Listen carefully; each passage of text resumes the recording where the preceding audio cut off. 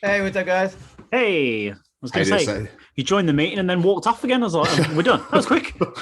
Yeah, I was trying to turn the heater off because it sounded like you might be able to hear it or something. oh, okay. So we're heating up whilst you're wearing a jacket and a shirt. I know it's crazy, man. I'm on the East Coast. We just moved back here like end of August. So I was living in LA for 10 years. So the littlest bit of cold for me is just cold, and it's fucking, it's May 10th and it's like fucking 40 degrees here. So it's like just ridiculous. Dude, that's insane. But wait, so you live on the West Coast and flew all the way back to the East? What? Yeah, Why? I grew up in the East. I grew up in right outside of Philadelphia in Westchester. Okay. So my wife and I had a kid and we wanted to be close to family. So we came back this way. But That yeah, makes sense. and the prices in Los Angeles are just fucking ridiculous. So, Yeah, I was going to say. I mean, you could probably relate I don't know if you're in London or where you guys, but it's like, yeah, it's stupid expensive there too. Yeah, London is fucking ridiculous. That's why I moved to Wales. I live in Wales, so Okay. it's all good here. Yeah. Yeah, it's Nice. cheap. Everyone's just outside naked fighting all the time. Nice. They're not. Amazing. Just anyway. Let's get on with the show, shall we? Actually, yeah.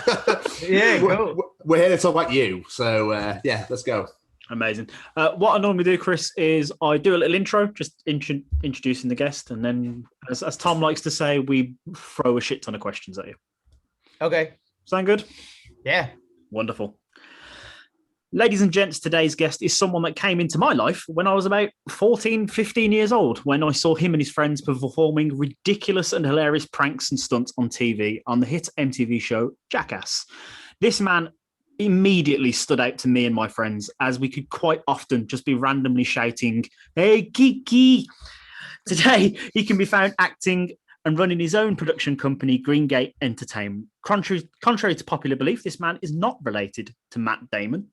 From CKY, Jackass, Viva La Bam, and more, welcome to Chronicles, Chris Raab, or as you may know him, Raab himself. Yo, what's happening? Thanks for having me, guys. Thanks for coming, man. Yeah, it's just mind-blowing because I will get into it, obviously, but Jackass Viva La Bam was like massive for us growing up. So it's just, yeah, so this is really exciting for us. So we massively appreciate it. Oh, heck yeah, man. That makes me feel good. Good. We're off to a flyer then. But how's the last year been for you, man? I think like for everybody, it's been wild. It was totally unexpected. I mean, I'm a bit of an introvert, even though I'm on camera and those kind of things. You might not think that, like, because I run around with my ass hanging out and shit on things, but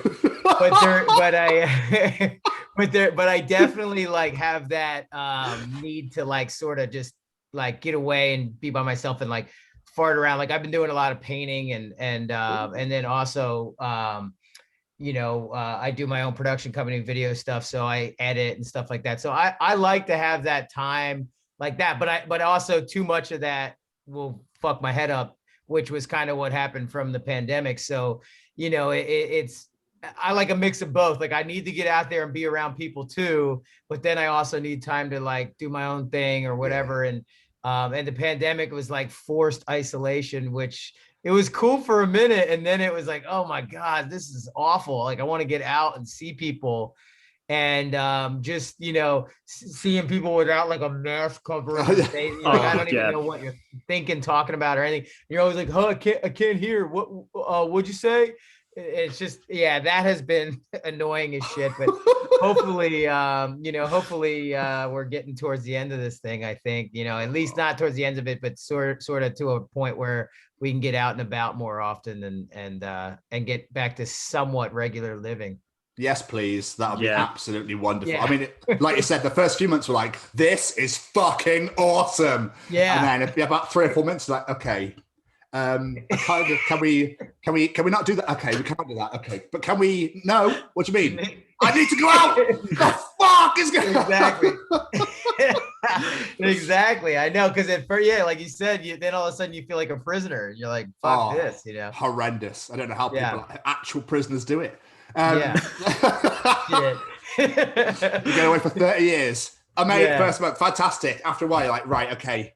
Yeah, all right. Can I get back to life now? Anyway, and so painting. Well, what have you been painting? I just do a bunch of random stuff. I did like I mean, it's hard to see, but like I did like this thing on the wall over there where you do that. Oh wow, dude, that's amazing. And then like I did this piece. That's so wow. cool. So then like I got this other one that I did back here too. It's I don't know if you can see all these things, but then that one. That's awesome. That's amazing. So yeah, just farting around and doing random stuff and then like I'm trying to get back into like doing the clay work stuff because I used to do a lot of that when I was younger. Just like pottery stuff, and I got this buddy that does this amazing stuff with like these really cool glazes and cool shit, like where he's just making tons of bowls and plates and cups and stuff. And so I'm trying to get going on that again and just other random just stuff to keep you busy. Like, dude, I mean, it gave you the opportunity, like this pandemic did give you the opportunity to be like all these things I put off and didn't keep doing because I was doing other things. You're like, man, I have time, let's do it. Yeah, absolutely. So have you got a kiln? No, but actually now that I'm back here, my old high school does, and they're cool for me to come do it and fire it up there. That's so cool. That's amazing. Yeah, so it's been cool. It's been fun to get back into like doing random art shit, I love it. Sick. That's so cool. Right, before we get started with other questions, this question I've always heard about a million different answers to. So I need to ask, where does the name Raab Himself come from? Well, so the way I remember it, and there was some hazy years there. So you're like, like how much of this is true? Because sometimes I'll talk to Joe Franz, you know who Joe Franz is? He's like the camera guy for all the CKY videos and shit. And he'll have a completely different memory of the same thing. So I'm like, I don't know which one of us is right or wrong. Cause I was half drunk always. And so I don't know what the fuck, but yeah. So where I remember it from is, have you seen the CKY videos? Yeah. So the one dude, we called him Hoof Pate, but his real name is Chris Pate. He was like a great skateboarder, and he was one of the writers for the movie Haggard that we did. Oh yes. So he went like basically right when we did CKY 1 and then CKY 2K, and that was when Tremaine and Knoxville and all them started taking notice, and this was like right before Jackass was getting picked up. But like people in the skate shops and around Westchester kind of knew us from doing the videos. So Hoof Pate, he was like basically making fun of me and Ryan and being like we showed up to this party and he goes, "Oh, Raab himself is here live in person," and like fuck you, dude, like he's just making fun of me, like thinking like I'm hot stuff. Like I don't think that, and like, but he was acting like, oh, you think you're some fucking star, like just making fun of me. He's like our bud forever. So but he called me Raab himself and he called Ryan Dunn himself. And for some odd reason, like it stuck to mine. And then I'm Raab himself. And we were just talking about this the other day, how Ryan got that nickname Random Hero. And it was because Novak kept saying that because this kid that we know, Omar, like he was helping us out because these other like meathead dudes wanted to beat us up at the bar. And when we were like, Jackass has just happened, girls were like wanting to hang out with us and shit. So then the meathead dudes were all jealous and pissed off. So they wanted to kick me and Bam's ass. And then Omar, who's this friend of ours, he's like this tough ass dude. He stood up for us. And then the bouncers, they all broke up the fight.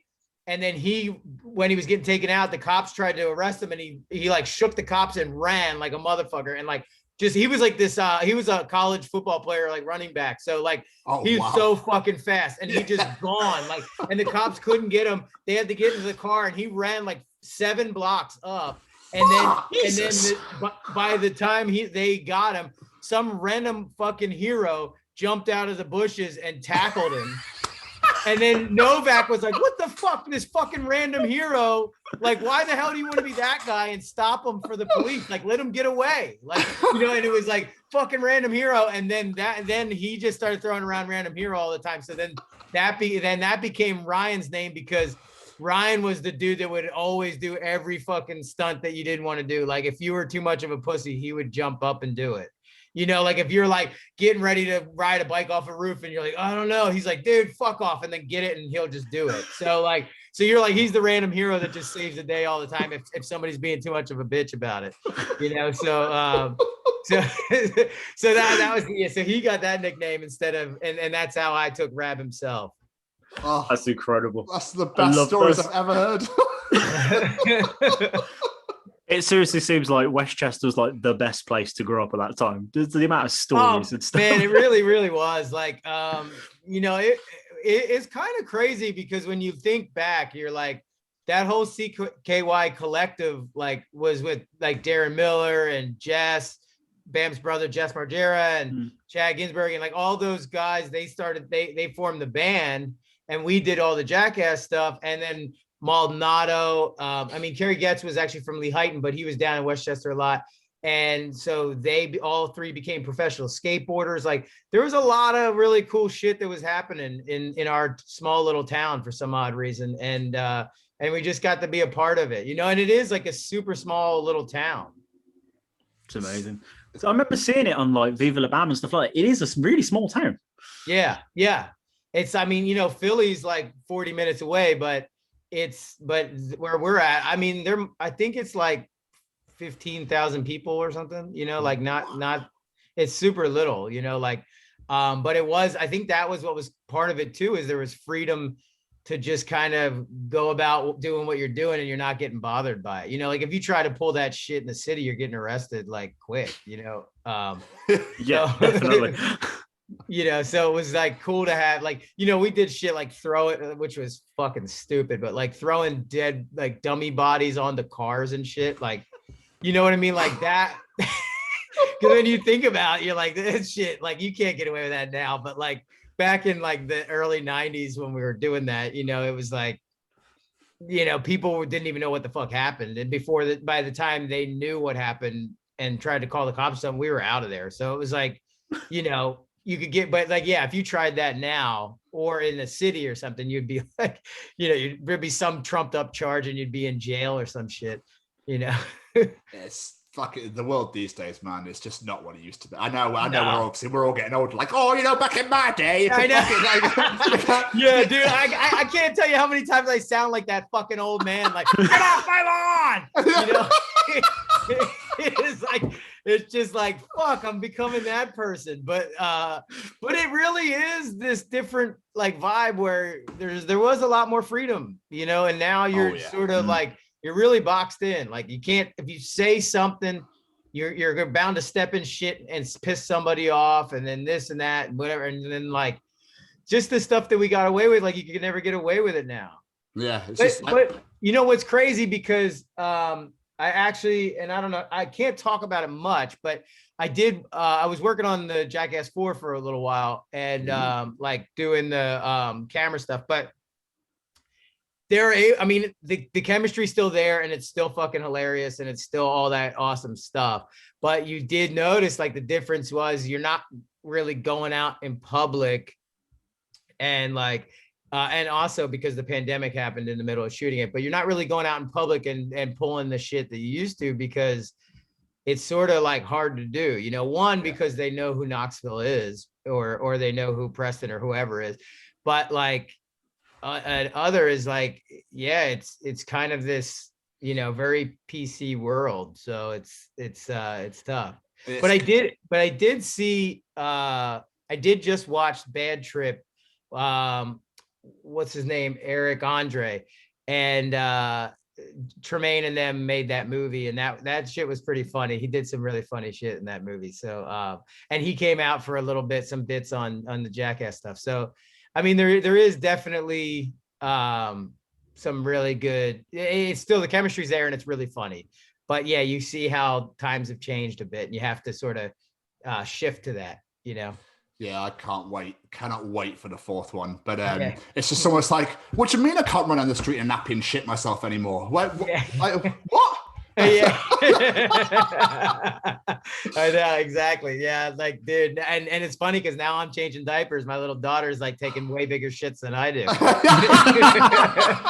And I was like, yeah, it's just fucking around, but yeah, it's funny. It's like, this is how it's done properly. Come on. Yeah. It's like, you shouldn't even wear a diaper. Just go for it. Yeah. It's just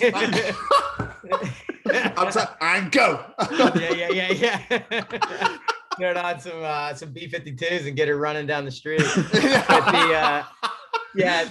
Just dude, start quoting George Carlin. Like a bunch of us are parents now and shit, you know, like, I mean, Knoxville was early. He already was when we first started the show, but like Bam is, and then Pontius and Pontius son and my daughter were actually due on the same day. Wow. But he came a little early and she was a day late. So then they were on different birthdays, but they were originally both supposed to be born on the same day, which was wild, That's know, incredible. And we were kind of like, whoa, this is a crazy coincidence that it happened exactly, you know. Yeah, so we were both fucking on the same night.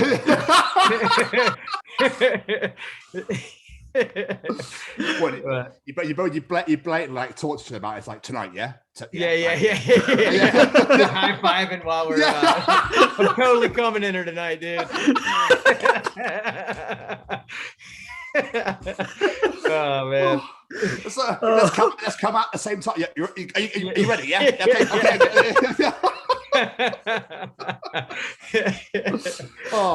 Fucking hell. Anyway. Yeah. So how did the whole concept of CKY and Jackass come about? How did you think, do you know what would be really funny? Let's just do some shit and film it. Well, you know, it was weird because it was more directly related to Bam's skateboarding. And so Phil, Bam's dad, when we were super young, like Bam, I'm not exactly, I can't, the ages like, you know, kind of slide together, but him and I, we met when we were like in first grade, you know, so by the time fifth grade came, Bam was sponsored by the local skate shop, was getting like free decks and doing like skate demos at the little fair thing that they had in town. Cause he was just one of those dudes, like prodigy thing, like just immediately awesome at it. I always joked about it because I was like, I taught you how to ollie straight, because like when we were first skateboarding, he already could do the harder thing and couldn't do the easier thing. So the normal like straight ollie, yeah, he was like, how do you do that? And then he just did a 180 ollie, and you're like, wait, you already did the harder part. And this is like in first grade, you know? And so then like just don't turn your foot, like just, and then he just got that down super easy. Then his dad went and built 2 skate ramps in the backyard.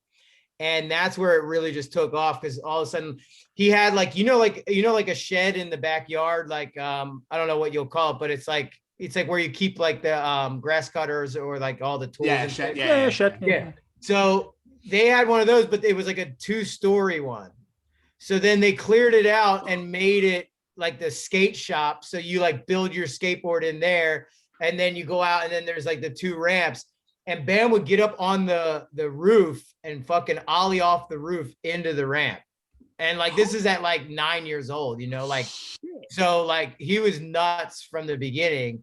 And we like, I was like dropping in, and then I could drop in switch. So he was always like, damn, Raab, you could do switch, you know, like he would always talk me up, but he was like on this other level that I was just way scared to try any of the shit he was trying. And so he got good at it. And like I said, getting like noticed by the local skate shop, getting some free skateboards and stuff like that. His dad went and bought one of those big ass old VHS like video recorders, you know, with the big like tape in it. And he got that thing and was like filming Bam skating on the ramps to try to do like a sponsor me video, you know? So he had that video. And then that was where Bam was like, yo, like when we weren't skating, he would take and be like, let's film a skit, you know, let's film something.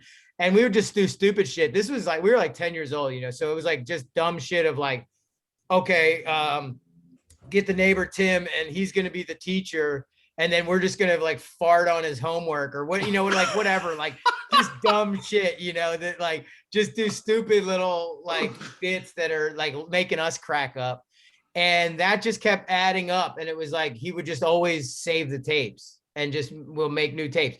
Then it was like, all right, I thought of this thing to like I might have been 11 or 12, and it was like, all right, I'm gonna shave the top of my head. I'm gonna shave it bald, and then I'm like get Phil's suit on, and he was like 250 pounds, and I'm like this little kid. I put his suit on and like wanted to go into the restaurant to get like a senior citizen discount, you know, and it was just like stupid shit that we were like, this is fucking funny, you know, like let's do it or whatever. And everything just kept like, he kept doing more and more, and like, you know, just change it. Like, oh, it was like, then one was like, all right, run, like I'm going to run down the paper towel aisle in the grocery store and just pull all the shit off the fucking, you know, off the shelf. And like that stuff, like those little things added up. And then that's what became the CKY video, because it was actually Land Speed was Bam's company, and I think it was the wheel company, and so he was sponsored by them for skateboarding, and they were trying to put out a skate video. So he had all this skate footage, and then Maldonado had skate footage, and Kerry Getz had skate footage, and so they were like, look, we're gonna put out a skate video, and Bam was like, well, I have all this fucking crazy stupid footage of us just doing nonsense that would be funny to like put in between the skateboarding.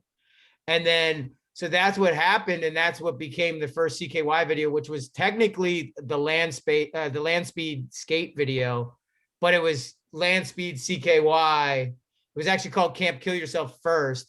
Then they changed it to CKY to try to make it not as, you know, not as hell to try to sell it, you know, like kids weren't allowed to buy Camp Kill Yourself. So they were allowed to buy CKY, you know. And that was what became the first CKY video. It was like a mix, but there was a lot more of the crazy shit than skateboarding. And then by the time the second one came around, it was like a lot less skating, but like still skating, but then majority of all the nonsense that we were doing, you know, and then that's what led to that. The CKY 2K was really what Brandon DiCamillo's freestyle, like his Chinese freestyle and all that stuff that was on there, like that. Yeah. those things really like put it on the map, like that and the shopping cart shit, you know, like that was what people were like, oh, what the fuck is this? You know, like, and I think that stuff is really what it made like everybody pay attention and go, what the hell is this shit? You know, and that's where, because Jeff Tremaine and Knoxville, they were over at Big Brother Skate Magazine, like with Rick Cossack and Dave England and Wee Man. He was, I don't know if he technically worked there, but he was always in it from skateboarding and shit. So like those guys, they were doing similar stuff. They had like their magazine was fucking gnarly, and it was awesome. The Big Brother Skate Magazine. That thing had like, you know, it was like the only skate magazine that had like tits in it, and you're like, all right, like I get to look at tits while I'm, you know, and so you're like, you see like some chick with her titties out, and then also like some dude stapling his nuts to his leg and whatever, and just crazy shit. So like all that matched up with exactly what we were doing, and that was where Tremaine is like the mastermind behind it, because he was like, yo, we're doing this shit, you guys are doing like similar but different shit, and if we put this all together, like this will be such a fucking awesome thing. And so he reached out, and then that was what led to the pilot for Jackass. And because Tremaine was good buds with Spike Jonze, that we had the in there at MTV, and then that's what got the pilot bought. And then once they aired it, like again, people were like, what the fuck is this, you know? And I think that's what led to people being into it. And I never thought it would go further than like that one episode, but I was all psyched, like, damn, we're going to be on MTV tonight, you know? And then before you knew it, they bought a bunch more, and then we were on for years, you know? So it was crazy how that all took off. None of us, I mean, I can't speak for everybody, but I definitely did not think we were going to end up on TV and doing any of that. It was just like, we're just doing funny shit with each other. And it just kept growing and going and going. And it ended up becoming like a fucking 10-year ride, of just having such a wild fucking crazy life for a while, That show blew up. Yeah, it was a phenomenon. Crazy. Yeah, I know. And it was so wild that it happened. Like I said, it was like hard to believe, like just being a tiny little part of it. It was like, fuck, this is like wild, man. And then all of a sudden, like Knoxville, because he's so goddamn sexy, just became like the most famous person ever, and you're like, God damn, everywhere you went, they're like, Johnny Knoxville. And like, and it was just like, holy shit, this is like craziness. And then I remember Knoxville coming to Westchester, like our small little town. He brought Rolling Stone with him, and we were like taking shoots for Rolling Stone magazine. And I was like, God, dude, this is crazy. Like, I'm in a fucking Rolling Stone magazine, so that stuff was like, just, getting wild as it was blowing up and going crazy. So you're a Jackass OG then, Chris? Yeah. I know it is wild now too, because you're like, I'm the youngest out of everybody, but I'm be 41 in a week, so and it's like, I was 19 when we were putting together the pilot. I turned 20 in May, and then in October it aired. So I was 20 years old when it aired. And then now you look, I'm 41, and it's just wild that, because you think when you're 20 years old, you think like, I fucking know it all, man. I'm 20, dude. I fucking got it, and then now, like when you're 40, you're like, I don't know shit, like, but it is like that weird feeling of like 20 something years later, it's crazy to look back and think how young you were then, and, and all that. It's crazy. Well, happy birthday for next week. Yeah. Oh, thanks, brother. It's funny. Look at this. Like, wait, right in that corner. I'm gonna get it because I didn't even realize I was sitting back there. But I have this. No way. This old Viva La Bam board. Awesome. Holy shit. So, it's so funny. You probably can't read it, but it's fucking funny.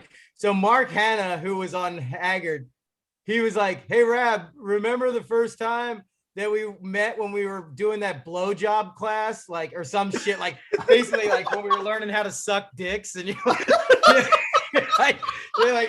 and he signed it like that, like, "Oh, we remember we were learning how to give proper blowjobs."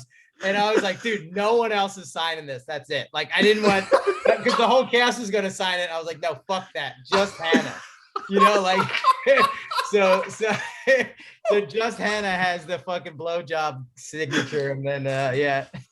Oh, that's crazy. Yeah, it's good.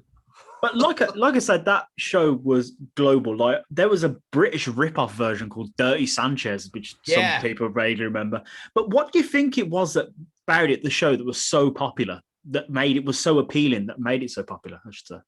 Like, it's funny because I always just felt like, and Dirty Sanchez was funny, and they did wild shit, and like the Dudesons did crazy shit. Like, there was a lot of similar things, and I remember at the time, people would be like, "Oh, like we came up with that first, or we did that first, or whatever," and you're sort of like, okay, I mean, I don't know, like maybe you did, but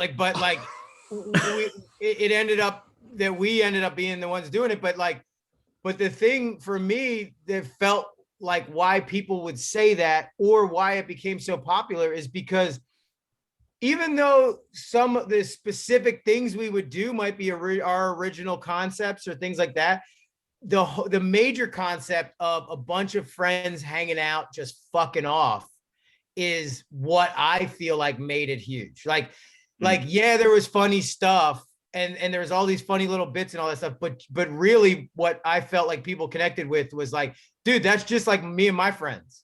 Like, and we fucking fuck off just like that. And we could relate to it because, I toured with like rock bands and shit, and would like open up and be like an MC for them and introduce the bands and do shit. I did that. And every tour bus I was on with every rock band was the same goddamn thing as all my friends growing up. Like, everybody's like fucking lighting somebody's fart on fire and then like pulling their underwear over their head or whatever. Like, and there was just always craziness going on. So it was like, yeah, this is why it took off, because everybody is doing this and everybody can relate to it.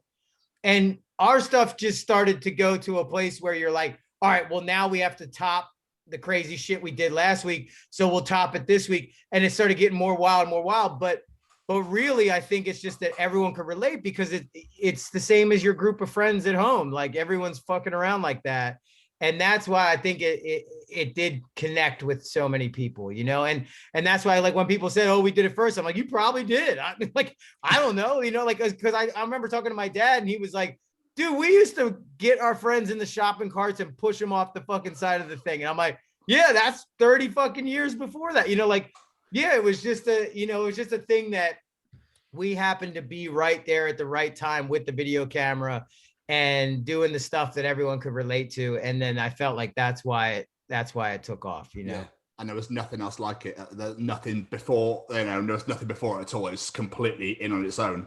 Yeah. I think that's why it did so well. But like you said, so you obviously had to top the week after that, etc. How did you come up with the ideas for stunts? Because obviously, to begin with, I imagine like, oh, this will be fun, let's just do this. But then obviously when it becomes a big show, you're like, right, shall we jump off that roof into that swimming pool? Or should we drink that sweat from Preston while he's running on a treadmill? Oh, man. Yeah. That shit is nasty, dude. I love to just be in the background watching that kind of shit. I'm like, I'm not drinking Preston's sweat. That is fucking disgusting, you know? But yeah, like, I think so. So mainly, like, I mean, at least I know for most of us, like, so for the Jackass stuff, like, Preston actually does a lot of the writing. But like, you know, Knoxville, Tremaine, and then everybody comes in with little bits and pieces. Like, even for the new one, I threw a bunch of ideas Jeff's way and was like, dude, if these work, do it. You know, I'm not in it as far as doing the stunt stuff. I was just doing camera work, but it was like, yo, this funny shit came to my head, and if this works, do it, you know? And so it sort of was like that, like, everyone's just spitballing. And a lot of times, like, I could remember the one idea that I didn't want to do, that's why random hero Ryan does it, because he's the man. But so Bam grew up across the street from a shit plant. Like, they it was a waste treatment thing where they fucking sifted all the shit from everybody in the neighborhood. So you could just smell hot shit on like a summer afternoon. Like, so we always used to say, you know, it was called the Dude Plant, the turd factory, like, whatever, like, name it, like a million different things. And I remember when Jackass was just starting, Bam was like, yo, do you have any ideas? I was like, what if I swam in that shit plant? And he was like, you wouldn't do that. I was like, no, actually, I wouldn't fucking do that. and then we convinced Ryan to do it. Like, Ryan, we didn't have to convince him. I mean, he was like, well, fuck, I'll do it. Like, you know, like, because I was being a pussy about it and being like, oh, I don't think I want to. Cause like, I was just thinking about, like, isn't that shit like a biohazard to be in somebody else's shit? Like, I was thinking way too much. And Ryan was thinking more about, like, we got to get footage, dude, you know? So, like, I'm doing it. And he put on the fucking snorkel and just right into the shit. And you're like, so, like, that stuff, you know, like, there was times where, like, you know, where you would come up with something and you don't want to do it, but then somebody else is like dying, like, wanting to get footage.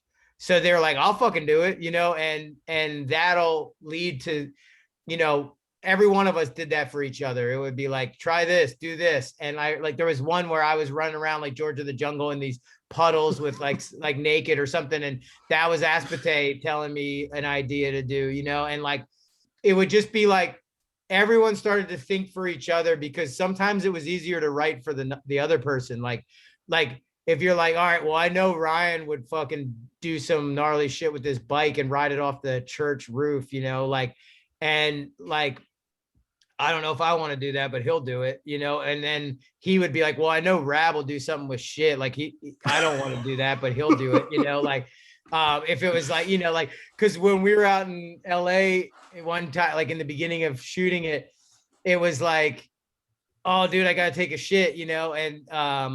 And we had this rental van, like one of those 15 passes. And I was like, I'm just going to stick my ass out the window and take a shit on the highway, you know? And they're like, no, you fucking mom. I'm like, dude, I'm doing it, you know? And like, so I shit. And there was somebody with like a fucking convertible driving like right next to us, like no, like No. and there's just shit like diarrhea shit just splattering out, and they're flipping the fuck out, like what the fuck, like trying to get away. Yeah, like, and but it's just like my asshole and my balls hanging out of the but like that kind of stuff was like, that was probably more my speed. So if there was a thought like that Ryan had, he would be like, yo, Raab, you need to do that. Or like, like I say, if Brandon now Brandon DiCamillo is the only one that like nobody wrote for him. Like he is a fucking comedic genius. So like, and still is to this day, like you don't need to, he'll come up with way better shit than you would ever be able to think of. So like just his mind, the way it works and the way it goes on things, like it's just like he would always come up with his own stuff and do his own little like bits of voices of, we're gonna do like the fucking joust thing in the store and like the hockey fights in the store, like because he came up with that because he's like he did like an announcer voice, like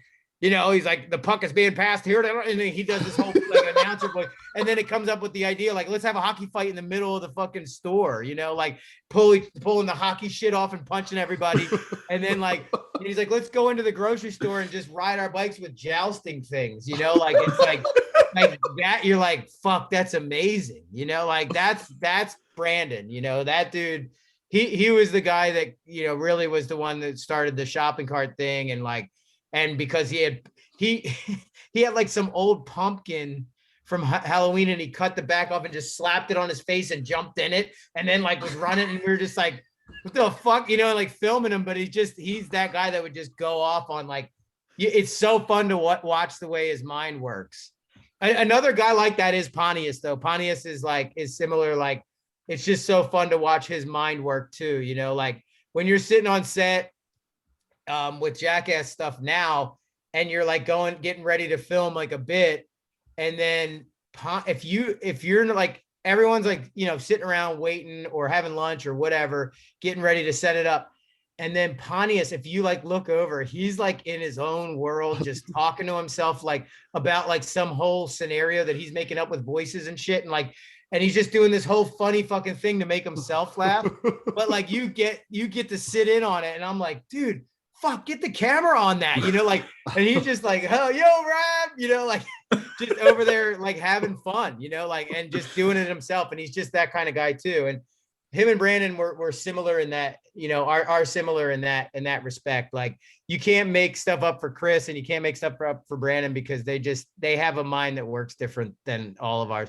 Not to say that we can't all be funny, but like they just have a different thing, I'll never forget Pontius stole my heart with the Jackass the movie when he's doing the song about a sand vagina. I was like, this is the greatest thing in the world. Like, yeah, I used to sing that song all the time. That's awesome. That's awesome. Yeah, but man. Talking in the movie. That's how it is, man. That shit'll get in your head if you're around him and he's doing something like that. You'll just get like, yeah, just laughing.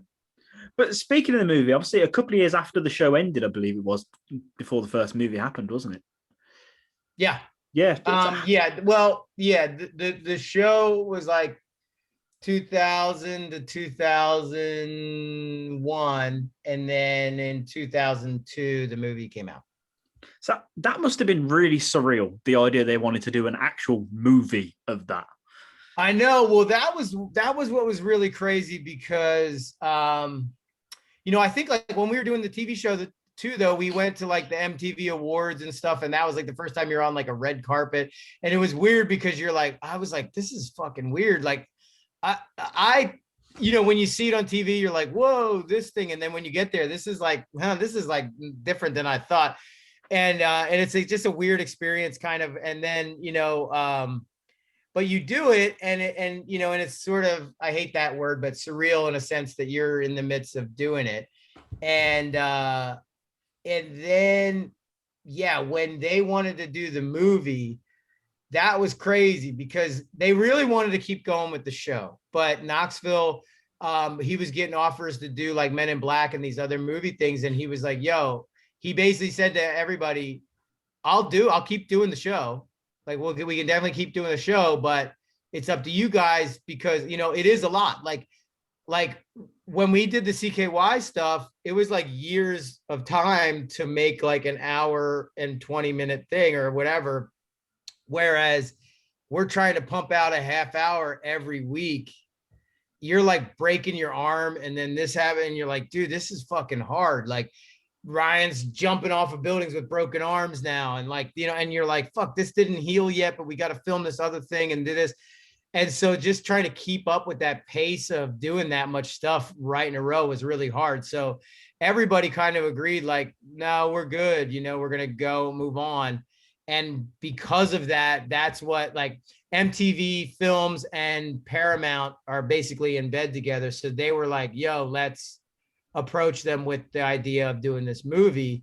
And all of us were like, yeah, that's rad because like I said, you can like take more time to build up everything that you need for like an hour and a half and have it be like the best of the best stuff and not feel like you're just putting something out to hurry up and put it out. And and that was what was awesome about the movie. And then what was also really cool about it is that like nothing had ever been done like that. Like there was never like I guess I hate to call it reality because it's a lot cooler than like a reality show, Yeah, but like, absolutely. but like to do something that was like in real time with us doing like bits and pranks and all that kind of shit on the big screen like that, like had never happened. You know, it was always like a movie, you know, like it was like, you know, Tom Cruise is fucking rescuing somebody on the screen, like, you know, and instead of this kind of a style of like comedic kind of real-time shit, that was really neat to witness that and be a part of that and see that it kind of broke down that door because then there's like the Borats and like the Impractical Jokers and all these other people that do similar type of movies. But that was like a first of its kind in 2002, you know, wasn't like a main thing that was happening. The massive hand in the third one at the beginning of the third movie is probably one of the greatest things I've ever seen in my life, especially because no fucking knew about it as well. Yeah. Dude, it's so good. Like, yeah, I just getting like, and getting people to like fall for that bullshit. Like, hey, just walk a bunch of like fucking milkshakes in here or something. Like, all right. You know, like, well, like, like, why would that make any sense? And then you figure out why it doesn't make any sense because they're just gonna smack the shit out of you. And it was gold. Yeah. It was absolute gold. yeah. So good, man. That stuff is just so funny.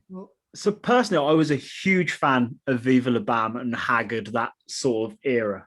So that show just looked insane, over the top, just mental at good old Castle Bam. Was it as fun as it looked, just being you and the CKY guys again? Yeah, I mean, here's the thing. It's weird, and I don't want it to go to a downer, but here's the thing that it was. Like, the first couple seasons of Viva La Bam were really fun, and they were fucking awesome because they were new, and we were like, you know, I think what we were sold on with that show after doing the Jackass movie, because they wanted to do more. They were like, oh, can we bring back the show? Or they wanted to do something. So that's how they got Wild Boys, and that's how they got Viva La Bam to happen. I forgot about Wild Boys. And what's that? I forgot about Wild Boys. Oh, yeah. Like Steve-O and Pontius' show. And so because they were just trying to get us back anyway. But like I said, Knoxville had like a movie career happening. And he liked the idea of doing the Jackass movies because, again, you're breaking yourself off. So like going back to doing a show and doing it every day is like, dude, Jesus Christ, you know, like let your fucking broken arm heal and then do another one. So because I mean, Knoxville's a gnarly ass dude. He'll try some crazy shit. Like, and he's not like some bitch, you know, like it's not anything like that. It's just that, you know, some of the stuff he was doing was fucking crazy. Like he shot himself with a gun, you know, like with a bulletproof vest. Oh yeah, you know, fuck, like that kind of shit. I'm just like, dude, you're fucking crazy. Because you know, people would say that to me. Like I remember meeting Bruce Irons, who's this like amazing surfer, and he was like, Raab, you're fucking crazy. I'm like, dude, you surf on 30-foot waves. Like, that's way fucking crazier than anything I'm doing. You know, like, and you would think that, and you see people that are doing shit, and you're like, Knoxville's way fucking crazier than I ever would try, you know, like, but in the group, you know, which one will do this and which one will do that. And like, somebody thinks it's crazy that I'll take a shit on something, but like, then somebody think, you know, but I'm like, that's nothing, like, compared to whatever, you know, so everyone's crazy is like a different barometer, you know, like, so, but, you know, I think afterwards when we did Viva La Bam and they did Wild Boys, that was the thing, like Wild Boys had gotten picked up. And then I think we originally wanted to have Tremaine be producing our show, but he was producing that show too. And then so we got in with Dakota, which was another company, Troy Miller and those guys, and they did Mr. Show. I don't know if you know that show, Mr. Show, with like Bob Odenkirk and David Cross. Like, it was on HBO back in the day. And then Tenacious D. Do you know like Tenacious D with Jack Black and that? Yeah. So they did all those kind of shows. They also did Flight of the Conchords, like a bunch of shows like that. But this was like the first show that they had done that was like ours, that was like a reality sort of Jackass meets the Osbournes sort of thing, is what they were saying. And yeah, we were told that it was like a CKY show. And we were like, okay, this is rad.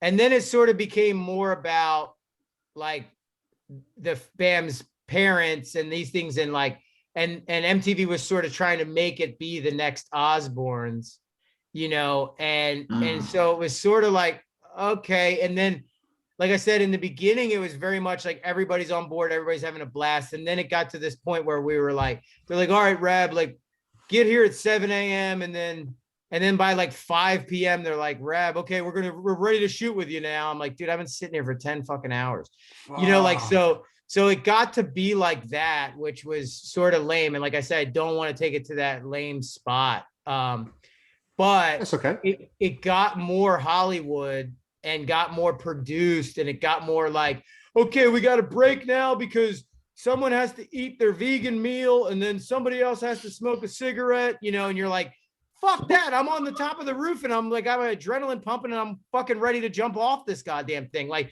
so it just sort of got a little bit like that, you know, Hollywoody, like production crew thing, where when we first started, it was like skate videographers that are like, yo, fucking do it, you know, and like nobody needs to get their vegan meal, you know, like it's like everybody's just ready to fucking film, you know, so it sort of killed the vibe of certain things, but at the same time, it captured it well too.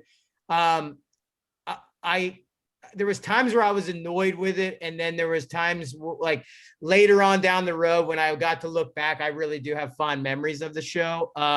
But it was like at certain times where you're like, dude, fuck, this is not like how we like to do it, you know? And once lawyers get involved and more money and all that stuff, then it becomes that sort of thing.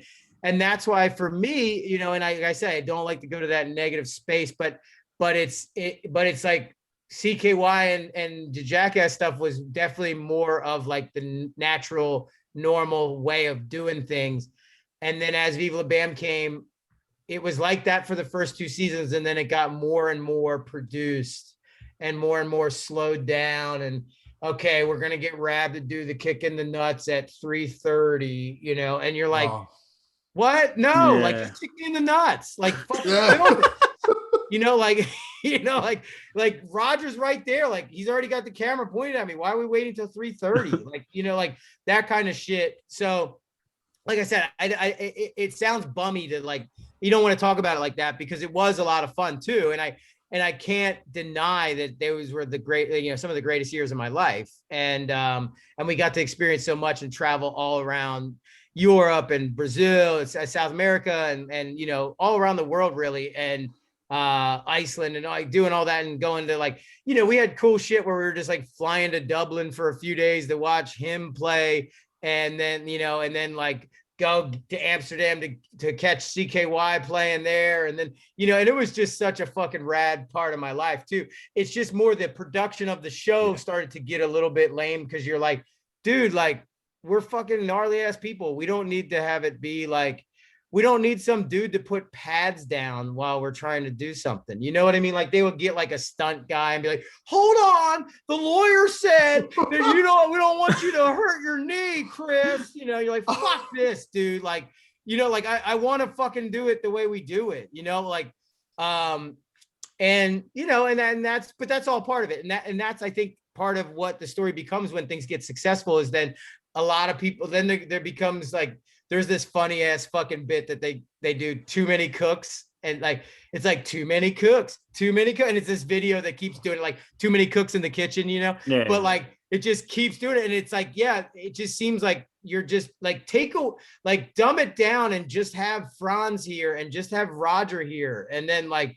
get rid of all those people. Oh, there was this fucking funny story that I was thinking of.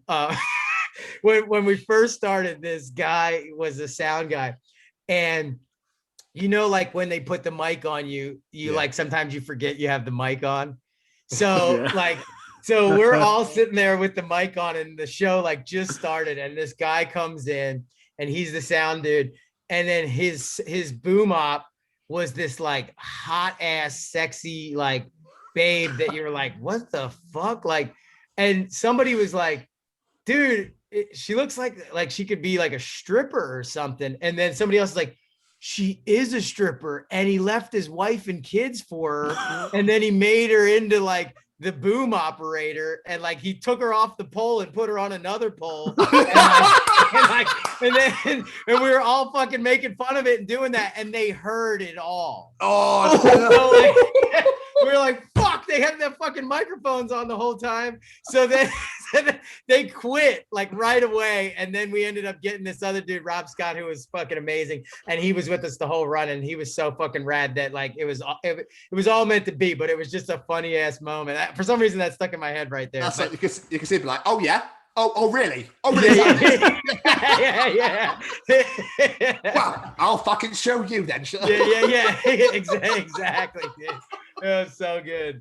But, so what led you to step away from it all then? Because obviously you weren't in the second and third Jackass movies and you weren't in Bam's weird marriage program, if memory serves.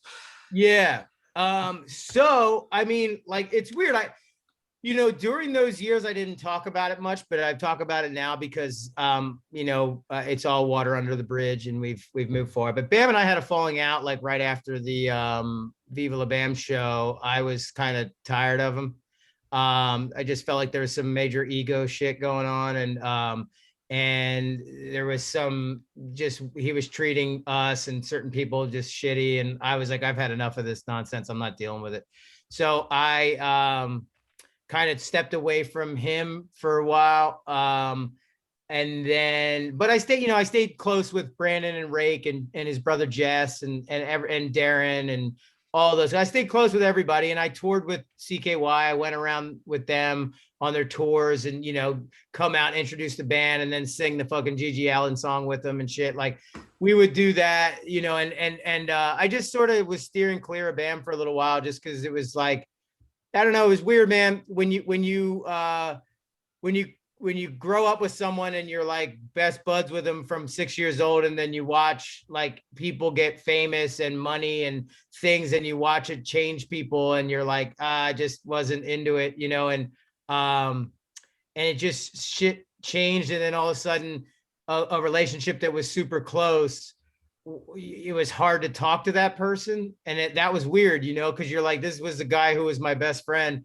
And now I have like people I have to get through to talk to him, so it just became like weird in that sense. And it sort of just, I don't know, it just sort of went that way. And for a couple years, I just sort of steered away from that. But I remember because Ryan reached out to me because Dunn reached out and was like, yo, like Bam was saying, like, let's just squash that shit and like come to Jackass 2.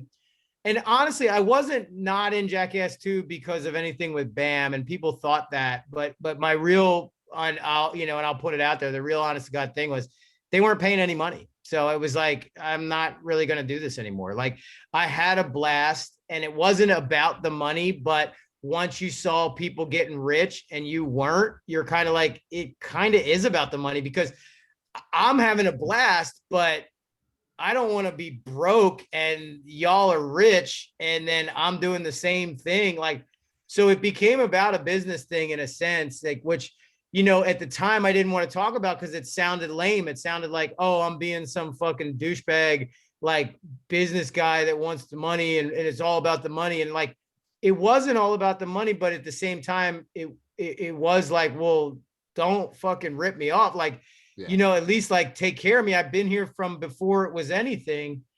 And so I just started like fading away. And even in the first movie, I wasn't in it a lot because they weren't offering much. And so it was like, you know, I'm good. You know, like I had the run. I had a fucking blast. It was an awesome time with my friends. I traveled the world. It was all this amazing shit. And I lived like a rock star for a fucking decade, you know? So it was rad. But at the end of it all, you're like, you know, what do I have to show for it financially in the sense of like, okay, what am I going to do now? Like going forward, you know? So that was like a point in my life where I had to sort of think about, well, fuck, what's next, you know? And I started to think, well, I need to have some sort of skills because, I mean, putting on your resume that you shit on the window in Times Square is like, I don't know if people are going to be jumping to hire you, you know? So like, so it's like,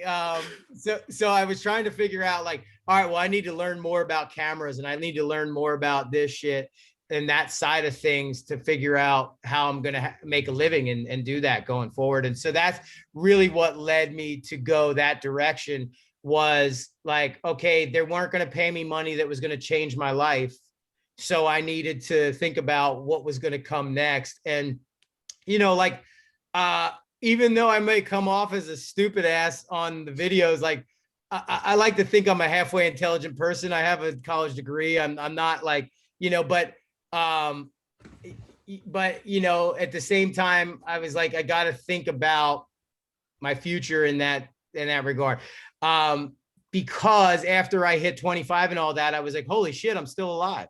You know, because I wasn't expecting that, you know, the way we were fucking going with drugs, alcohol, all that shit, I wasn't expecting to be here. So then now all of a sudden I'm here and I'm like, oh, I got to start thinking about this shit. And that was when it was like, I tried to get agents and lawyers to negotiate deals and then they didn't want to give me any more money and this and that. So that's where, like I said, I had to start thinking the new direction. And that's what led to the camera stuff and doing that stuff. And that's been awesome, man, because it's like, I'm still in that world. I'm still doing really fun stuff and interesting things. And you know, what's funny, when I was filming with Cossack on the new one, he just looked over at me because somebody, and I can't give away anything, but somebody got fucked up bad. And he just looked right at me and was like, Raab, aren't you glad you're behind the camera right now? I was like, dude, hell yeah. like, you know what I mean? It's like, I do not want to fucking be doing that right now. Cause dude, there's some shit in the new one that's like, holy shit, you know, like, thank fucking God I was holding the camera and not in front of it. But yeah, so there's some gnarly stuff and so it's fun, you know, it's really cool. And I get to travel the world and do all that with a camera now. And I learned those things and was able to figure out a way to kind of make a living doing that, you know?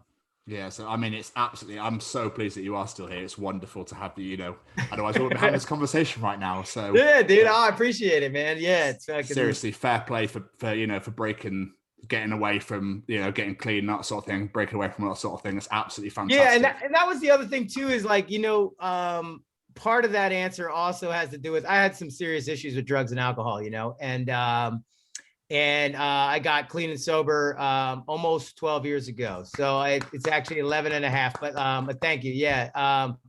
It was September of 2009. I ended up getting sober and that's been a huge thing in my life, you know, because, and that's a huge reason why I am here. I had some overdose. I had some, you know, alcohol poisoning, some major car crashes and shit. Like I've had some stuff that was pretty gnarly as a direct result of that. And obviously lost one of my best friends from it.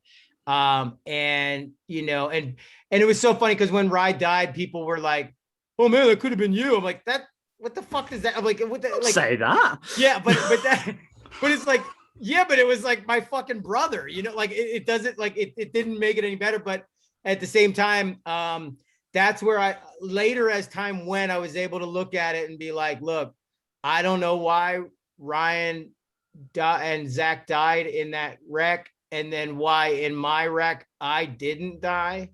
And I don't think there's any deeper meaning to any of it, but for some reason, I didn't, and I'm here. So then that was that point of like, yo, I need to like slow this down and figure this out. And there was a lot of those things that led up to it that was like, yo, I need to take care of myself and start thinking about that kind of shit and thinking about trying to be around here for a little while. Especially now I have a daughter, and I want to be here for her and that stuff. And yeah, and it bums you out, and not to get into that bum place, but like it bums you out. It's like, dude, Ryan was one of my fucking best friends, one of the funniest dudes I know, and I love the shit out of him. And he's not here, and that sucks. And Zach was a bud too. I mean, I wasn't as close with Zach as I am with Ryan, but Zach was a funny, good dude as well. And and that shit sucks. So I had to get away from it. And that was part of it too. It was like I sort of cleared away from all that stuff and all the friends and the people that I was doing that sort of stuff with until I could handle it. And then once like I could handle my sobriety and I wasn't like tempted to go get drunk or get high or do any of that, then I started reintroducing all my friends like that, like Novak and all those guys and Bam and everybody. And I could be around it and be like not tempted to want to do it at all. So like I could still be like, I remember there was this is before Novak was sober, so I could share it. I was in this fucking hotel room and Novak is like snorting coke off of fucking Rubbish Heap's dick or something, and they were like licking each other's faces, and like there's these girls there that like and I was saying something to like Tremaine. I was like, dude, they were trying to say it wasn't gay, and I was like, and then he was like, well, like they did have limp dicks, so I guess it wasn't gay, and it was just, but it was like such a fucked ass situation that I was like, oh my God. And Bam and I were like trying to listen to this new song that he was playing for me or whatever in the corner. And I just remember being like, this is so fucked, but like, I'm sober, but I'm not like that kind of shit is exactly why I'm not tempted to want to do this anymore anyway. Cause I don't want to be snorting coke off dudes' dicks and shit. Like, like, or whatever's like going on over there. It's like, you guys are fucking on something, like, and they were, but now Novak is sober. And I think he's coming up on like 5 years now or something. Amazing. So good man. Yeah, so it's rad. And that dude, it was so funny. We have Novak and I talk about just funny moments where like, so right after Rye died, Novak was in prison, and I was sober, so I got sober, and then everybody was meeting up at this bar to get together, just to get together kind of for Rye. And Novak got out of prison and he came up to the place, and he's there and he's like drinking red wine. He's on one, and I'm standing there, and Novak goes, "Yo, dude," he's like, "Man, something's like way different with you." And I was like, impression's amazing. I was like, yo, I was like, yeah, I got sober. And he was like, "Oh man, good man, you fucking needed it."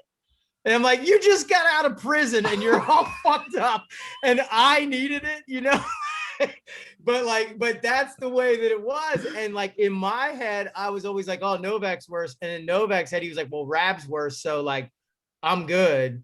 And I'm like, well, you were shooting dope. He's like, yeah, but I didn't drink and do coke the way you did. Like, and so in his mind, he was like, I was only shooting dope. And I was like, well, I was only snorting coke and drinking. Like, and you like, so we just learned like at that point, like, oh yeah, of course, you just surround yourself with people that are doing all the bad shit too. And then you're like, well, I'm not as bad as that guy, or I'm not as bad as that guy. It's like, you're all just as bad as each other, like, but you couldn't see that when you're in the middle of it, and so it was just funny though. He's like, yeah, you fucking needed it. And he's like, dude, you just got out of prison.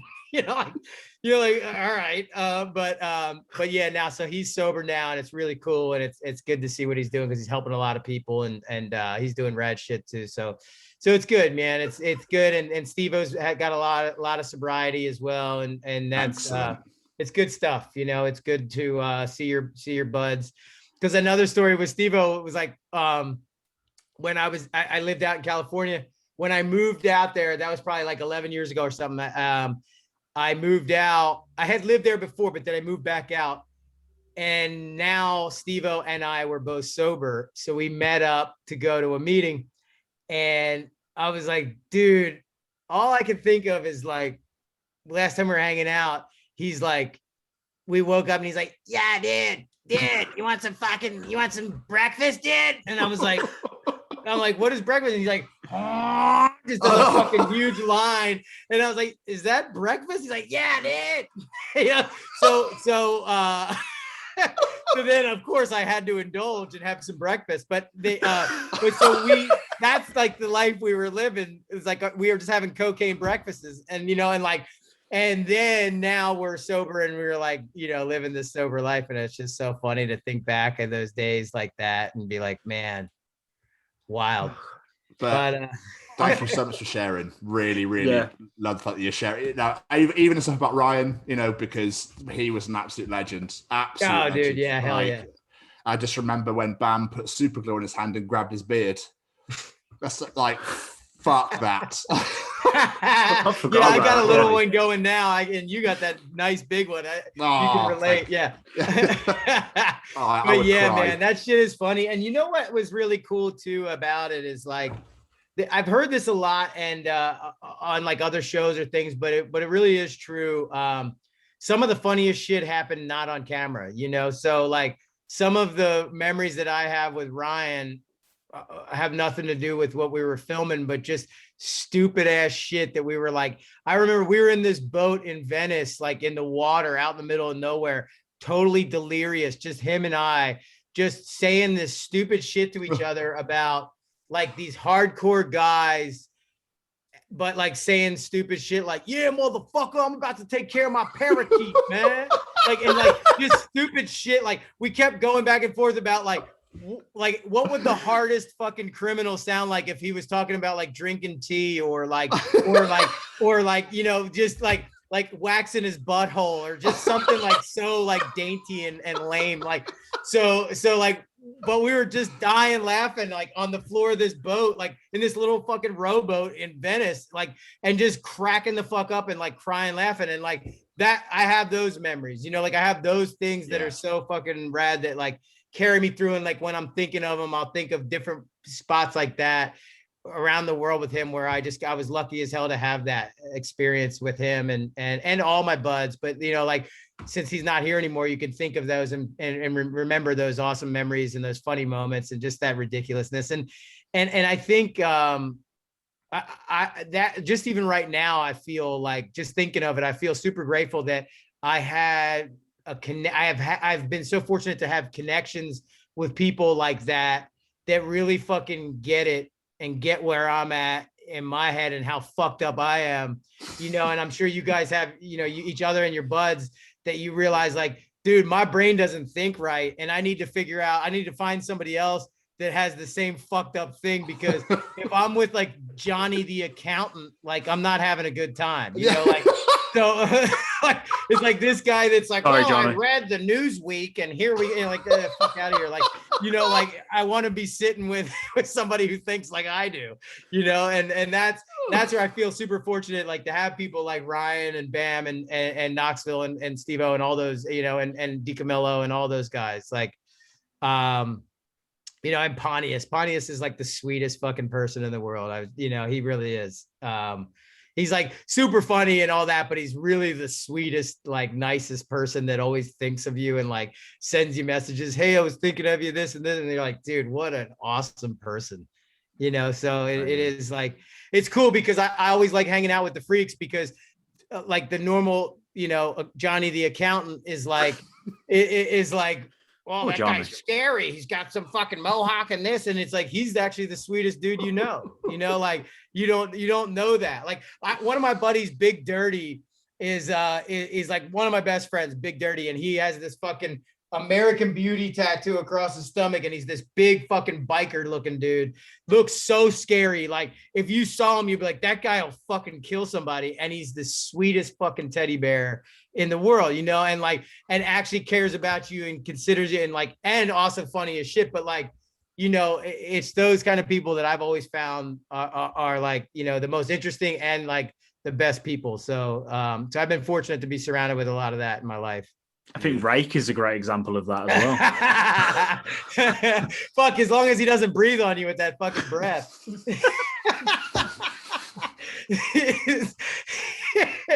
But dude, no, he is amazing too, and he's so like that too, because you look at that guy, like the cover of that book says like, fuck, he's smoking crack in the junkyard and fucking listening to Slayer all day long, but really he's like this brilliant fucking scientist, and you're like, how the fuck, like, what is that? Like, because he's actually a scientist for GlaxoSmithKline, and he works on the cure for cancer. Like, he's fucking brilliant as shit, but you wouldn't know that because you look at him and you're like, yep, definitely smoking crack rocks in the junkyard, you know? Eating out of bins. That's not, I knew he was clever, but I didn't realize that. Jesus. Fuck me, that's amazing. Yeah, dude, he's brilliant. Like, and I mean, his brother, him and his dad, and I mean, his mom passed away. She was like the sweetest, most amazing lady. But Art, his brother, he works at Apple, and he's like this fucking crazy computer dude. And then his dad was a scientist, and Rake's a scientist, and they're like, they're very, very intelligent people. Fuck. But yeah, so it's crazy because you don't know that. Like when you're like, oh, what the hell? He's just fucking Hellboy from Haggard. Yeah. And then really he's like working on all these crazy fucking, scientific theories and shit, So in recent years, you've done some incredible things. Like you have had your own podcast of The Bathroom Break.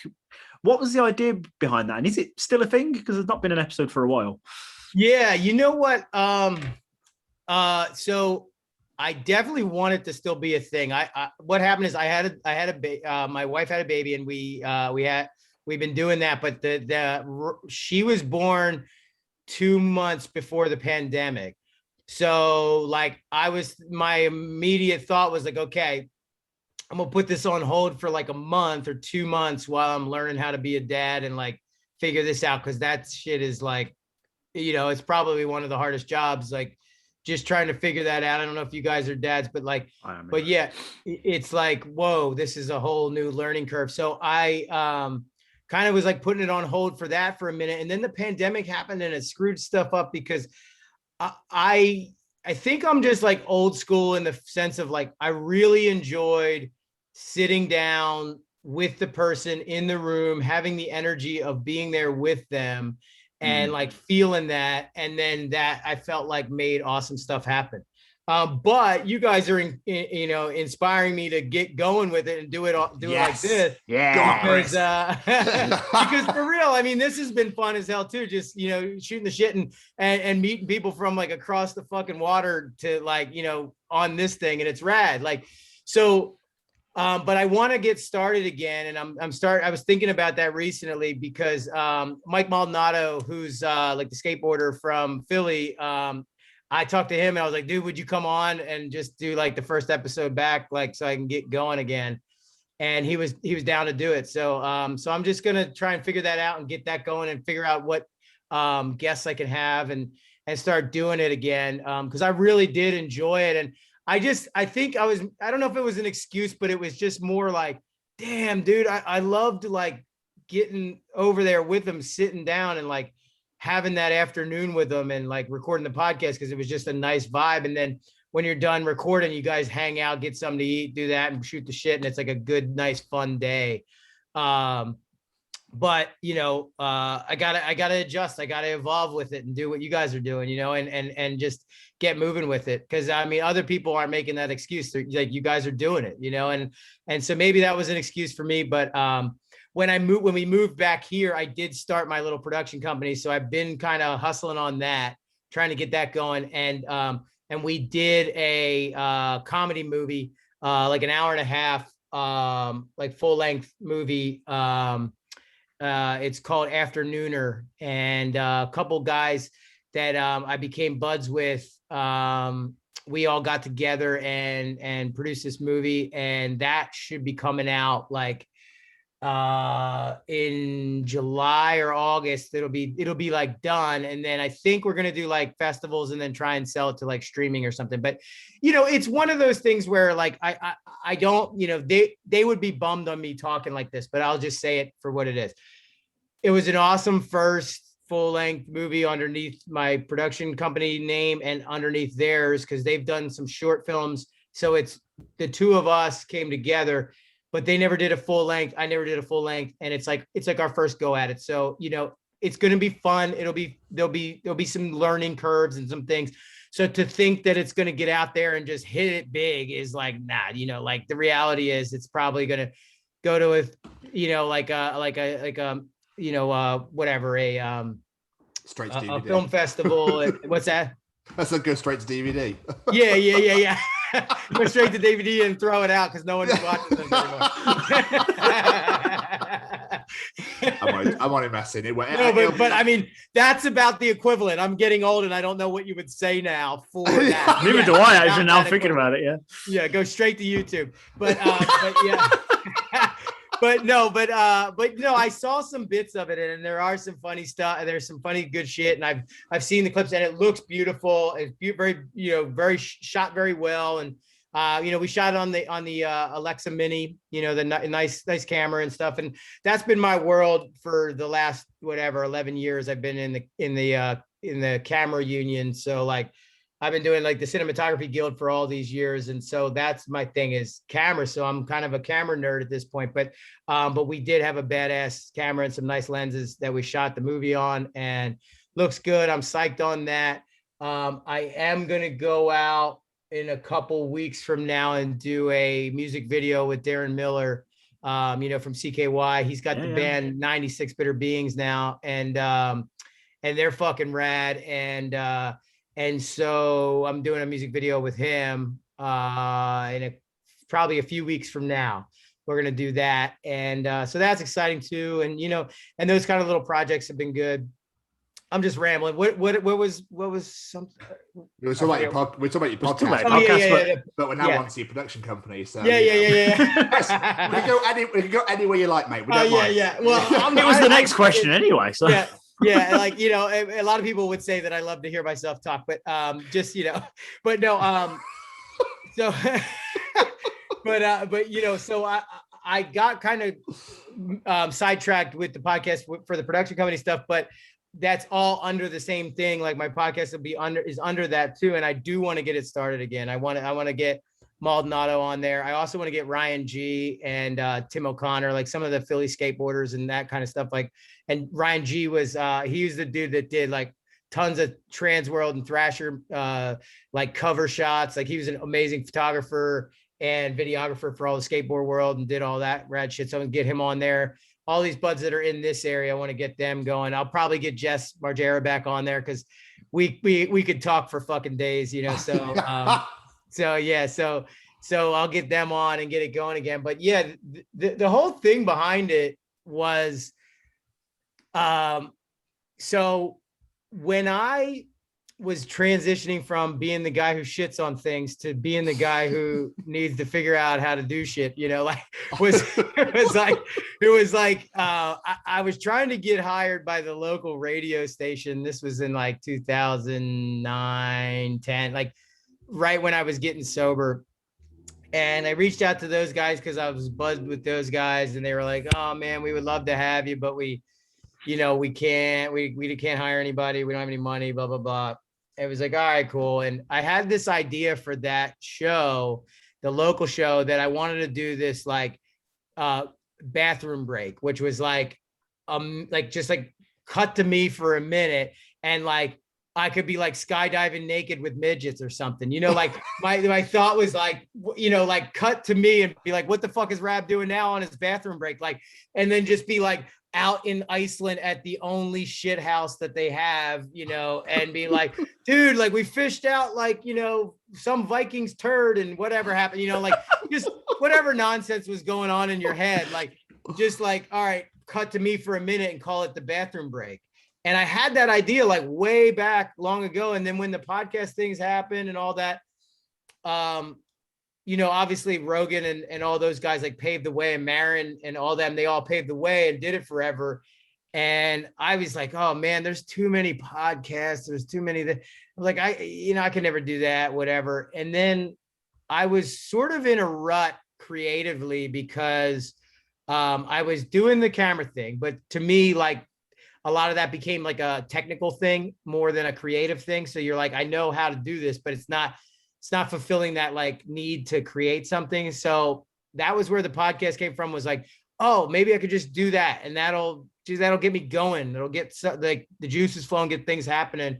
And I started like with Cossack, you know, like Rick Cossack and then my buddy Josh Denny, who's a comedian, and they did a couple episodes and that was really fun. And I was like, well, let's keep this going. And then Rick Cossack helped me, and he started doing the cameras and helping me with getting guests and all that. And then it just took off, and it was a lot of fun for that. And just all the guests that I was able to have on there was really fun. And so that's why I'm looking forward to getting back to it. Hopefully it'll get back to normal so we can go sit down together too. You know, I'd love to do that. Yeah. So we haven't been able to do that yet. So you guys have, you started during well, we started 2019, towards in 2019, but we weren't interviewing then. We started interviewing when the pandemic happened. Oh yeah. So, yeah. Cause when we started out, it was just me and Jamie just chatting shit. Yeah. And then as it developed, we started interviewing people because like, should we do that? I guess, you know, because it's like, and then we start interviewing somebody like for the first time, like, hi. So you do things and stuff. Yeah. And we do things and stuff. Like, that's awesome. We haven't had the opportunity to actually get out and do anything yet. Yeah. But we're looking forward to that happening. So yeah, that's awesome. Yeah, dude, it's so fun. I went and sat down with Michael Schultz, and he's like the dude at Fender. He does like all of the like custom kind of like he works with the artists, like all the different bands and the like guitar players, bass players, to like help them design whatever guitar and bass they want and this and that. And he was telling me rad stories about how like they helped like kind of do a replica of Flea from Chili Peppers, like original bass. They did a replica version, and he was all excited, and he brought it up to him and at practice and like handed it to him. And then he started playing it, and then he was like, hey, he's like, what are you doing for like the next month? And he was like, what? And he's like, you want to go on tour with us and just make sure this thing works? And he was like, hell yeah. Like, and then just like he called Fender, was like, yo, I'm going to be out of the office for a little while, going on tour with Red Hot Chili Peppers. And so then he like, you know, jumped on the tour bus with them and went and did that. And like, just super cool stuff that you get to hear, like rad stories from people. And then he connected me with Jim Fairchild, who is the guitar player for Modest Mouse. And I fucking love Modest Mouse like crazy. And they're one of my favorite bands. And so I got to sit with him and talk, and I was like trying so bad to not be like a fanboy, you know, like I was like, yeah, that's pretty cool, man. Like really, I'm like, if you take your dick out, I would suck it. but no homo. Yeah, no homo. But yeah, so it was rad to sit with him, and then and then kind of sort of just become buds, and like he showed me like new music he was working on and stuff, and it's just really cool. It was cool. That's what's so cool about it. That's why I want to get back to it, is because it opens doors to new people, and then you're like, oh, I connected with them now. Like now I connected with you guys, and it's just really neat to be like, fuck, now I know them, and then they know and then like it just opens up your world to learn new things, experience new things, and that's cool. You know, now that I'm not taking mind altering drugs, I need to do stuff like that. Amazing. So with Greengate, just quickly, what sort of things are you doing with them? Is it literally just making your own movies, or are you helping other people with their production and whatnot? Yeah, I'm doing all types of shit. Like the bread and butter right now is like these little corporate things, you know, like I'm doing stuff with this behavioral health company, and then this other sort of thing for recovery. And then I have a shoot Thursday with like an ironworks company. They do like, he's like a fucking like blacksmith or whatever, and makes like all types of cool shit for gates and like cool like arrow. This one is like an old arrowhead. Like there's this hunter guy that wants to make an original bow and arrow, like not like a compound, but he's like made it from like a tree, and then he's getting like original arrowhead, shit for the arrows. So this ironworks guy is making the arrowheads and doing that. So I'm going to go over Thursday and film that little like bit for them. So it's just kind of like anything that sort of comes up is what's paying the bills, like right now, while because also it was a weird year with like Jackass shut down, and then because Paramount shut down because of the pandemic, and then I got a little bit of work on the travel stuff, but I don't want to travel as much because of my daughter, and so I was like, okay, let me see what I can do in the area, and those kind of things are coming up in the area. But I did go to LA and shoot that comedy movie, and I'll go back to LA to do the music video with Darren, and we did this stupid little like animated thing, like Raab and Kiki thing. This kid I met, so we were like, this really crude animation but that was like the point of it. But then there's people on there like, this animation sucks, man. You're like, fucking dickhead. That's the whole point. Like, like like the whole point is for it to suck. It's like South Park, sort of like it's bad, but it's good. Like, so anyway, that was fun, and like, just doing all that kind of stuff. But the ultimate goal with Green Gate is obviously to be producing just all creative stuff, I think. But I don't know, because it all opens up. Like the Ironworks thing is rad, and I would like to go see that get done and understand how to blacksmith, like, because that's what's been cool about being behind the camera these days is like, dude, I went to Haiti and did a documentary there, and then that like inspired me to start a nonprofit, and now we do work down in Haiti.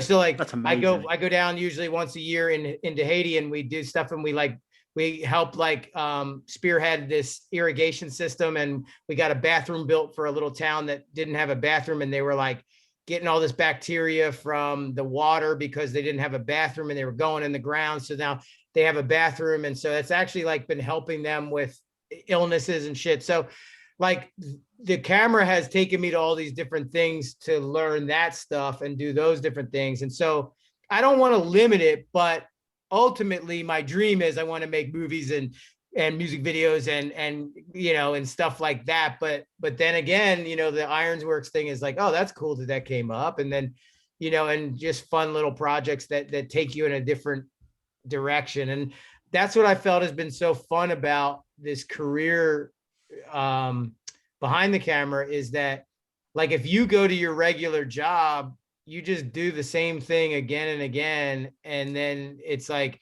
yeah, it might change a little bit, but I feel super fortunate that I get to learn. Like I went to like a dairy cow, like farm, and learned how they make ice cream and all the shit from the, and like, you're like, oh, this is fucking rad, and then like, just the things that you're like, oh, I'm learning all this. It's almost like a school in a sense, like you're getting to go out and learn all these different things from that. And I feel like that is all direct result of being behind the camera and getting these opportunities to see that stuff. I watched the little vignette you had on your website where you've got there's like the chairs hanging from the ceiling, the mountains. It looked stunning, like the whole camera, everything. Like there was the mountain, or like the creek, whatever it was, the canyon sort of thing at the beginning. Yeah, the chairs. There was like the coffee company. There's the yoga. Yeah. I think the Taj Mahal's in there at one point as well. Yeah. Dude, stunning work. Thanks, man. Thanks. Absolutely loved it. Yeah, I was just a bit to say that. Really, it was just thoroughly enjoyed. I appreciate it. Yeah, no, I appreciate it. It's been fun, man, because it is like, it just takes you to random places. And then, dude, the Taj Mahal shot was so hard to get because they were trying to charge me all this money. Like they're like, no, you're a professional camera. You got to pay all this. I'm like, it's just like a photo camera, because I just took like a little DSLR in there. Yeah, I'm like, it's a photo camera, and they're like, no, and like, and they were like, they were, you know, like trying to stop me from that. But then finally I was able to convince them it's just a regular photo camera. And then I was able to get the video shot of it, but like, it was like but it was like, you know, just trying to fucking smuggle it in there and do that shit was a pain in the ass. But I was like, I gotta get this. I'm at the Taj Mahal. I gotta get this shot right now. So incredible. Yeah, but it's cool, man. And it is rad how like just that little fucking thing with a lens will take you all around the world, you know? That's correct. So it's been cool. Right, Chris, I know we're running very, very close to time with you now, but would you mind just answering a couple of questions we've had in from fans before we let you go? Yeah, let's do it. Amazing. Right. First one actually comes from myself because I couldn't think of another way to get it in and during the interview. So, okay. Did you really get kicked out of high school for shitting in or on a locker? Yes, on the lockers, yeah. So it's always so funny because there's so much misconstruction because Bam loves to take credit for it, but the reality was that's not how it was supposed to get out. He always goes, "Oh, I dared Raab to shit on the lockers." Like, no. So what it was is Bam and I were sitting in this room that was like adjacent to the classroom we were in. Bam had missed school because he went on some skate thing. I had been suspended. So when I got back, we had to take this little quiz. And we're sitting in this little room adjacent from our health class. And the room was this teacher, dude, that I heard was a creep and was like perving on girls or whatever. So I didn't like him. So I was like, I saw this coffee mug like sitting there on the desk. And I was like, dude, I'm going to take that to the bathroom and take a shit in the mug. And then I'm going to put it back on his desk. When he gets back from lunch, there's just going to be a shit in his mug, you know, like cause I was like, fuck that dude, you know, like, because I heard that pervy shit. So I was like, all right, I'm doing this. So I go to the bathroom to shit in the mug and I'm trying to get it back to the desk, but I shit in the mug. And then this kid, Justin Beal, like comes into the bathroom and I'm standing there with the mug, like, you know, and I'm like sitting there like, hey, and like trying to cover it because you could just smell the shit like steaming, you know, like and just like steaming off the thing. And you're like, oh, hey, what's up, man? You know, and he's like, all right, you know, like, why do you have a shit in the mug? You know, and so I like walked out of the thing and I'm walking down the hallway and then this girl, Christian, I guess I won't say her last name, but she was coming down the thing and she was like this really good, like goody two shoes girl that like, oh no, she was going to tell. So yeah. I was like, fuck, like she's coming down and I was like, oh, so I just freaked out and then just flung it. And then it just like, it flung all over the fucking lockers and there was just shit everywhere. So I took the mug and then threw it into the girls' bathroom. It was like, oh, but then I noticed that there's shit like on my foot, like it somehow got down onto my foot, and I'm like, no, shit, like on my foot, like I'm gonna get caught because they're gonna know where the shit came from. So then I took the shoe off real quick, and I was running to the fucking water fountain, and I'm like trying to rinse the shit off of my shoe in the water fountain. And then the one teacher came out of the room. I was like, oh fuck, you know, like she's like, oh my god, like what? There's like fecal matter on the, you know, she's like, and she calls the principal and it's like, somebody defecated on the locker. And like, I never heard fecal matter or defecated. Like, I didn't even know what the fuck that was. I was like, I mean, I guess that's shit, you know? So then like I ran back into the room and there's still like pieces of shit on the shoe. And so I took it off and I was like, dude, and Bam's like, where's the cup? I was like, fuck, dude. I'm like, dude. Like fucking, I was like, there's shit on my shoe. He's like, what? And I was like trying to rub it in his nose. Like, get the fuck off me! Like, and then the teacher's like from the other room. He's like, Margera, Raab, like, what's so funny? I'm like, nothing. You know, like nothing. And he's like, no, what's so funny? I'm like, no, never mind. Like, sorry. You know, trying to be quiet. And Bam's like, what the fuck happened? I'm like, dude. I was like, fucking Christian came down the hallway and I was like, she's gonna fucking see it. So I just threw it. And then the kids, like, so normally we're in the B wing and they're supposed to like, you get let out a couple minutes early because we were further away from the rest of the school. Yeah. So those kids get let out early, but our teacher was keeping us the whole time for some dumb reason. And these kids, they get out and they were like, oh, oh, what is that, dude? Ew, dude, it's shit, you know, and you can just hear that in the hallway, like, and so we're just like fucking cracking up, like, oh my god, and they could just hear, they could just smell the shit, and like the teacher kept being like, what is so funny? We're like, no, like, no, never mind, you know, trying to play it off, and then when we get out and walk in the hallway, Bam just like walked right up to the principal, and like I'm right next to him, and he just goes, ha ha ha, and points at the shit, and then pointed right at the principal and laughed in the principal's face, and then pointed back at the shit and laughed. And I was like, oh fuck, like they're definitely gonna know. But then we left, I left, and honestly, it was like one class later, like a couple minutes later after the bell rang and all the shit, they like already knew it was me, because I was so bad, and I had a meeting in the morning with the principals that was like, and my parents, and they were like, if you do one more bad thing for the rest of the school year, like you're going to get expelled from school. And I was like, dude, it's fucking January. I'm never going to make it all the way to the end of the school year. So that was why I was like, I'm going out with a fucking bang, you know? And so I did, I got arrested on all these trumped up charges of like vandalism and because it was a biohazard to have shit on things and like all this. So I got like arrested in front of everybody and taken out in handcuffs and like, but it was it was ridiculous. Wow. Not worthy, Chris. Not worthy at all. Dude, that was so fucking funny. Tom Bruno, he hosts one of the other shows on the network. They had Darren Miller on their show. He says, awesome. He said, what was more meaningful to you? A full speed shit sprint or a tandem rollerblading in the nude? Oh, dude. Of course, the tandem rollerblading in the nude. Gay fags, even though you're not allowed to say that anymore. Like gay fags that's the skit that me and Ryan did. And yes. That has way more meaning because it was with Rye, you know, and it's like, I'm forever, that forever goes down as like probably the fruitiest moment, and like Ryan's, you could just feel his dick in my butt crack, you know, like, and you're like, ew, like, like don't fucking get a boner, dude. You're fucking homo, you know, like.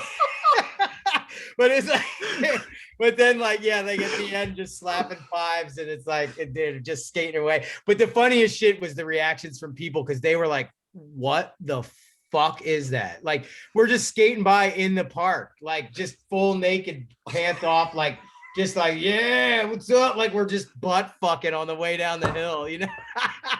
It's like, and I just remember like there's all these like, you know, like the one dude who like just seemed like this conservative ass guy, like, oh my God, you know, like just so fed up with what we were doing. And I love that. Yeah. So good. Do you remember the part earlier where you mentioned about your mate snorting coke off the other guy's dick? Yeah. Just, yeah. You know, tomato. Hey, you know.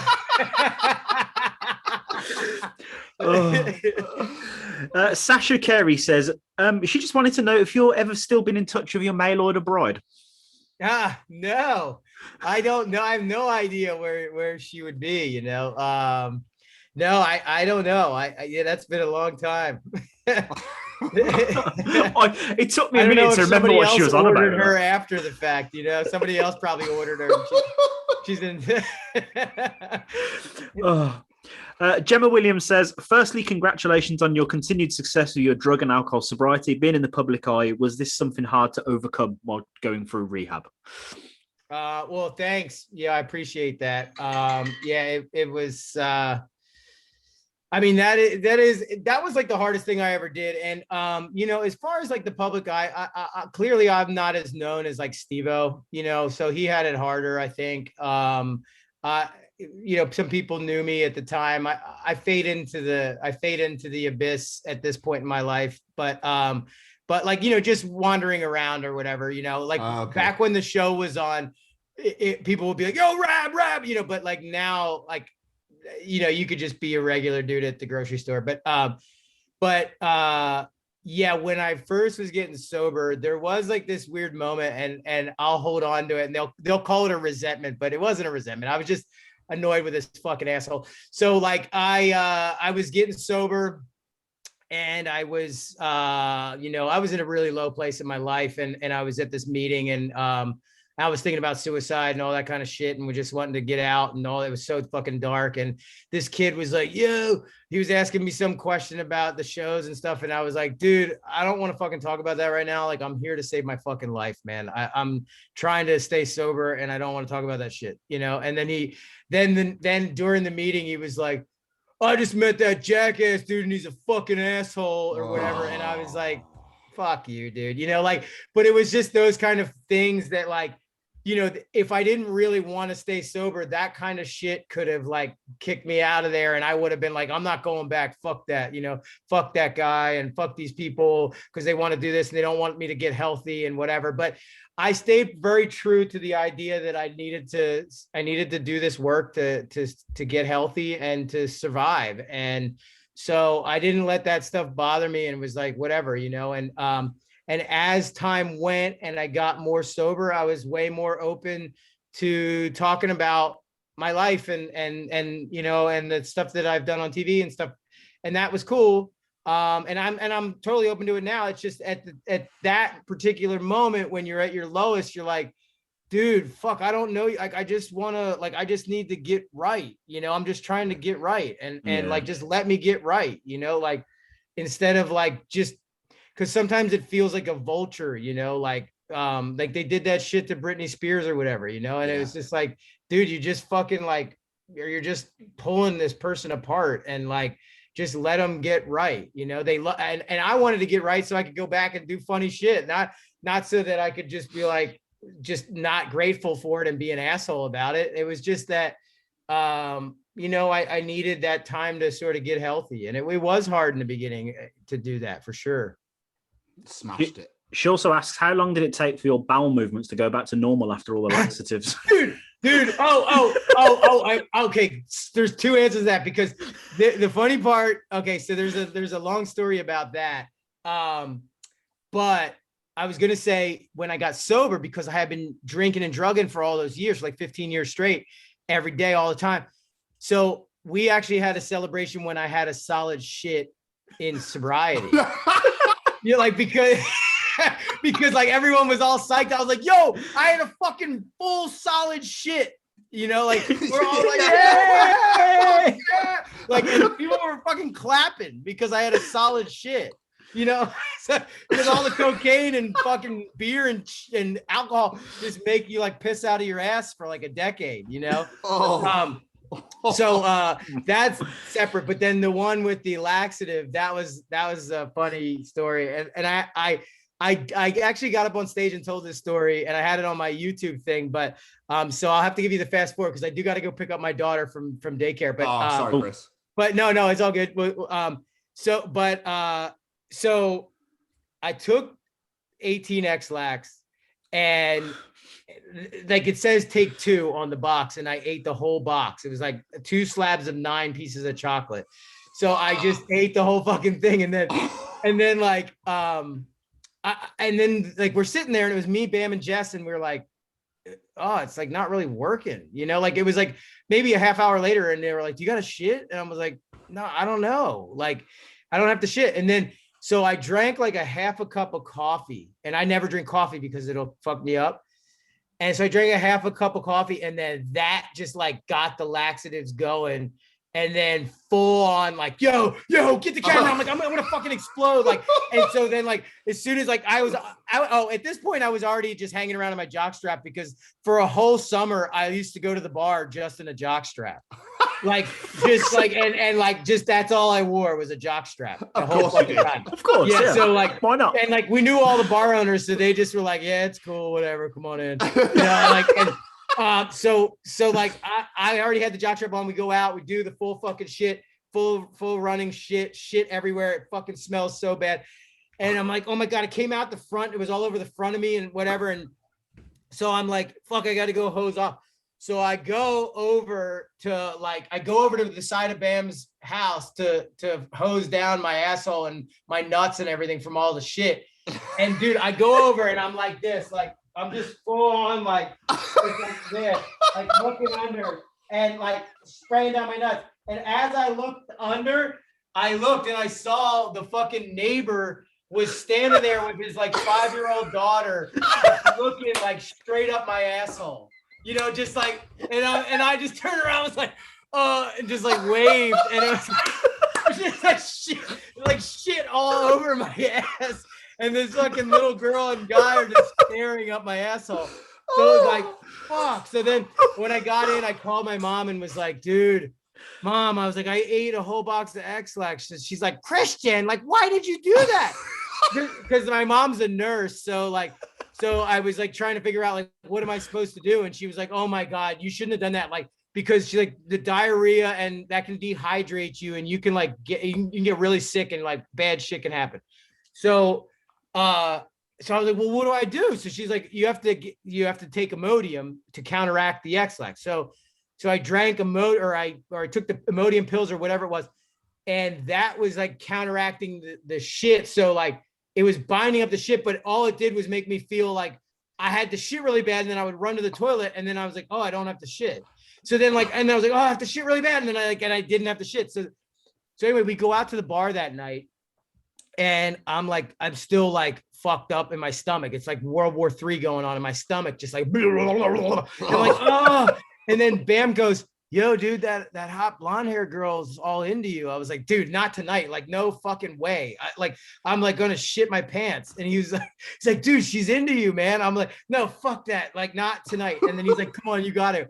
So I go over to this girl and I talk to this girl and I end up bringing this girl home. Oh God. And like I bring her home to Bam's house. And it's like his parents' house at the time. I mean, they both live there or whatever. But I go in and we're having sex and she's on top of me. And like, so the Imodium's wearing off and I'm like, oh my God, like I'm gonna shit, like I'm gonna shit myself. And like as it's going, like I farted like a little and then shit like came out in between my butt cheeks.